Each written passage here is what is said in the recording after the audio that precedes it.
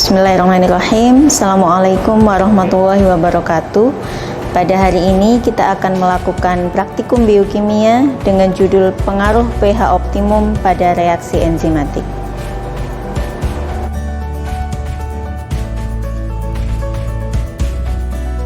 Alat dan bahan yang digunakan untuk praktikum pengaruh pH pada reaksi enzimatis adalah kita siapkan alat tabung reaksi, tabung Erlenmeyer, buret, pipet tetes, pipet volume. Kemudian bahan-bahan yang akan kita gunakan adalah KiKiO3, HCl 0,05N, NaCl 0,9%, enzim 0,1%, beberapa pH larutan buffer dengan pH 6,4, pH 8, pH 10, pH 4, pH 5. Kemudian untuk substrat akan kita gunakan amilum 1%.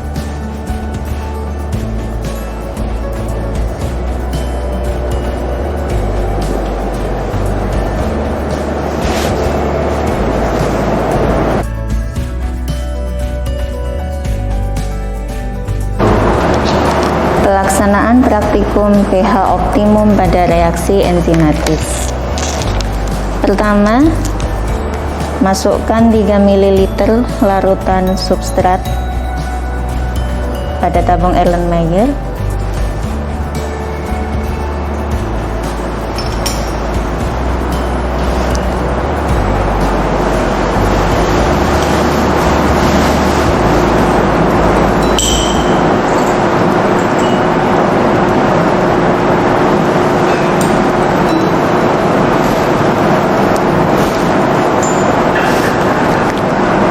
Masukkan 6 ml larutan NaCl 0,9% ke dalam labu Erlenmeyer.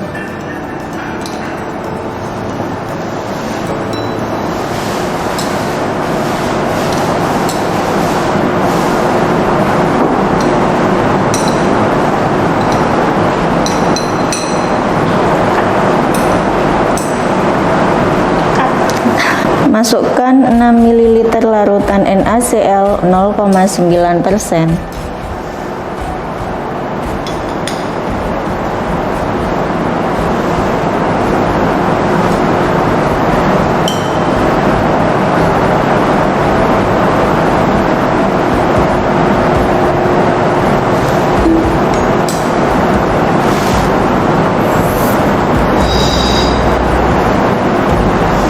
Kemudian masukkan 15 ml larutan penyangga atau larutan buffer sesuai dengan pH yang telah ditentukan. Pada percobaan kali ini, pH yang akan dimasukkan adalah pH 6,5.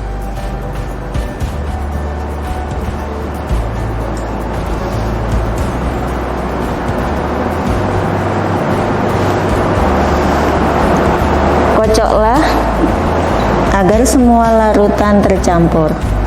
Kocok larutan pada tabung Erlenmeyer. Pada praktikum untuk mengetahui pengaruh pH pada reaksi enzimatis, kita akan melakukan percobaan menggunakan 5 jenis pH. Saat ini yang diberikan contoh adalah larutan dengan buffer pH 6,5. Selain buffer pH 6,5, kita juga akan menggunakan buffer dengan pH 4, buffer dengan pH 5, buffer dengan pH 8, dan buffer dengan pH 10.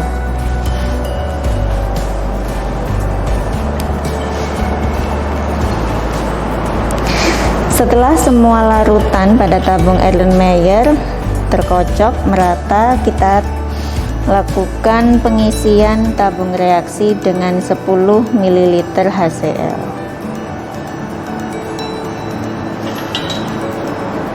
Pada masing-masing tabung reaksi yang telah kita siapkan, isilah dengan 10 ml larutan HCl 0,05 m.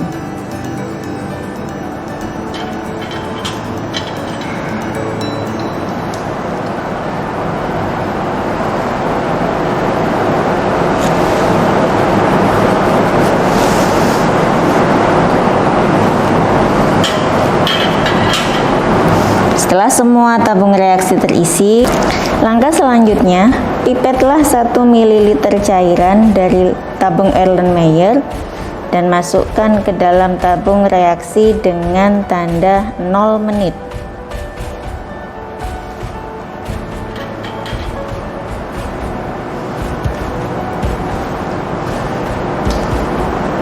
Kocok sebentar.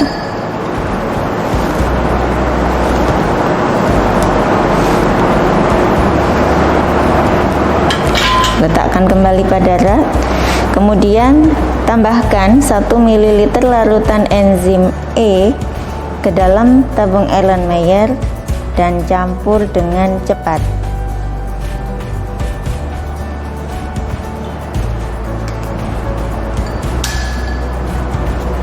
Kocok lagi. Tepat pada saat penambahan enzim ini, catatlah waktu pada petunjuk waktu Anda atau jalankan stopwatch.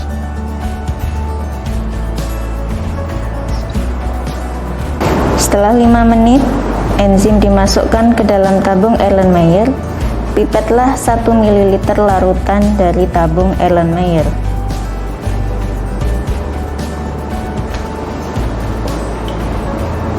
Masukkan larutan dalam pipet tersebut ke dalam tabung reaksi bertanda 5 menit tepat pada saat penunjuk waktu menunjukkan 5 menit. Lalu kocoklah.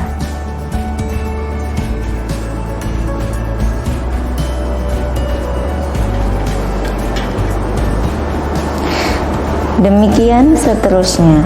Tepat setiap 5 menit kemudian, masukkan 1,5 ml larutan dari tabung Erlenmeyer berturut-turut ke dalam tabung-tabung reaksi dengan tanda 10 menit.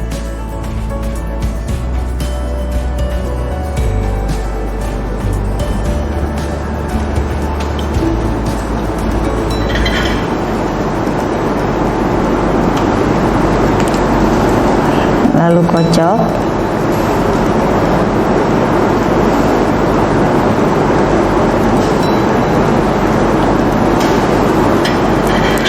Sampai stopwatch menunjukkan ke menit 15, masukkan 1 ml larutan dari tabung Erlenmeyer ke dalam tabung reaksi bertanda 15 menit.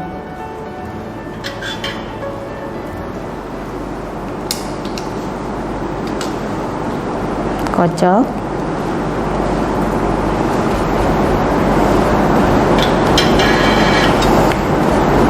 Sampai penanda waktu menunjukkan angka 20 menit, masukkan 1 ml larutan dari tabung Erlenmeyer ke dalam tabung reaksi yang bertanda 20 menit.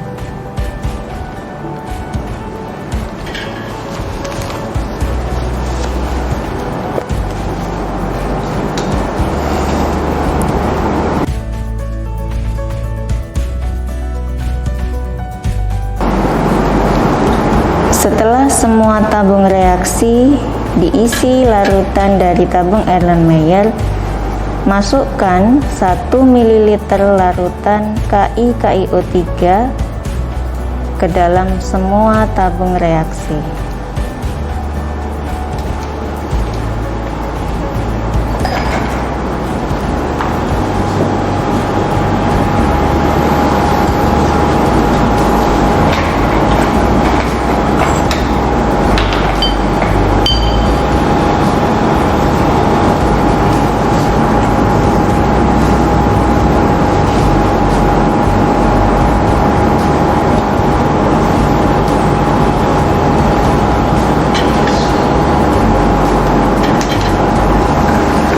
Demikian seterusnya. Tepat setiap 5 menit kemudian, masukkan 1 ml larutan dari tabung Erlenmeyer berturut-turut ke dalam tabung-tabung reaksi dengan tanda 10 menit.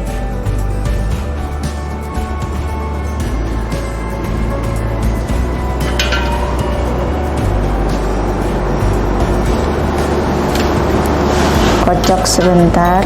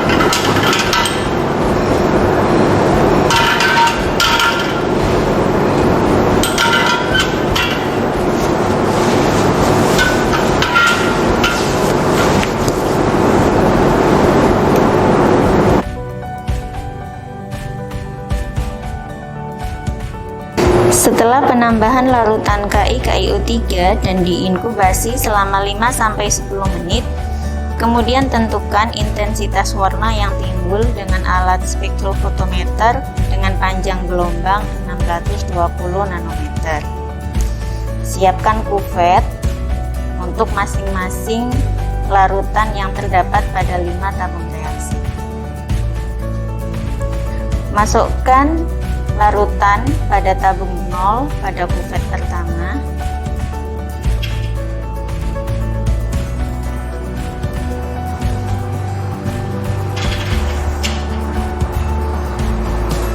Lalu masukkan kuvet yang telah berisi larutan ke dalam spektrofotometer dan ukur intensitas warna yang timbul. Catatlah angka yang dihasilkan pada layar digital alat spektrofotometer. Kemudian kita lanjutkan dengan memasukkan larutan pada tabung dengan tanda 5 menit ke kuvet dan diukur dengan menggunakan alat spektrofotometer. Demikian seterusnya untuk masing-masing tabung 10 menit, 15 menit, dan 20 menit. Catatlah semua hasil yang keluar dari layar digital alat spektrofotometer.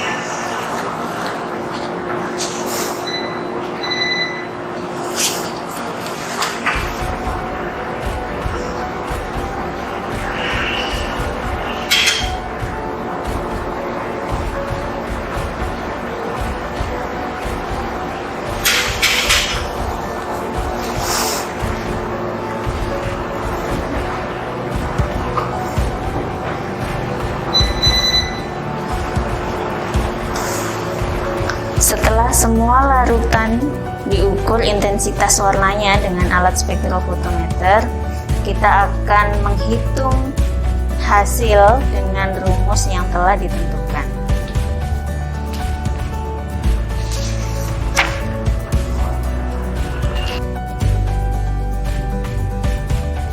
hasil praktikum pengaruh pH pada aktivitas enzim.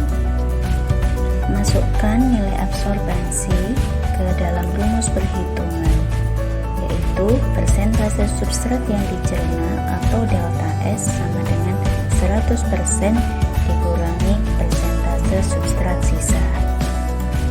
Contoh perhitungan, misalnya nilai absorbensi T pada menit ke-0 adalah 1,560, nilai absorbensi T pada menit ke-5 adalah 1,760.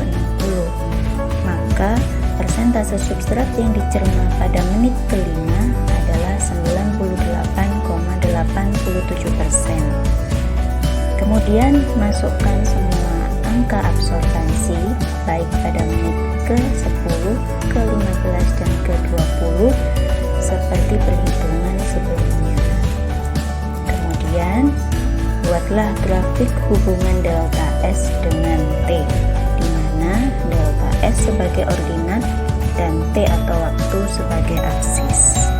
Lalu bandingkan grafik yang didapat pada pH yang berbeda-beda. Alhamdulillahirrabbilalamin, kita telah menyelesaikan praktikum pada hari ini. Selamat belajar, semoga bermanfaat. Terima kasih atas perhatiannya. Wassalamualaikum warahmatullahi wabarakatuh.